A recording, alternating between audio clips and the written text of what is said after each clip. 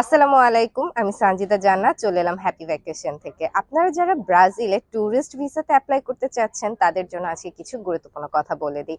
আপনারা যারা আগে রিজেক্ট হয়েছেন ব্রাজিলে অ্যাপ্লাই করার ক্ষেত্রে, তারা অবশ্যই যখন নেক্সট টাইম অ্যাপ্লাই করতে যাবেন তারা হচ্ছে তাদের যে রিজেকশনের যে ব্যাখ্যাটা সেটা একটু গুরুত্বপূর্ণভাবে সুন্দরভাবে এক্সপ্লেন করে দিবেন, যাতে হচ্ছে অ্যাম্বাসি আপনাদের সেই যে ব্যাখ্যাটা পড়ে কোনো প্রবলেম তারা বের করতে না পারে যে না আপনার এটাতে কোনো মিথ্যা বা কিছু বানোয়াট আছে। তো আপনারা যারা রিজেকশনে রয়েছেন তারা হচ্ছে ব্যাখ্যাটা অবশ্যই খুব সুন্দরভাবে এক্সপ্লেইন করে দিবেন, ঠিক আছে?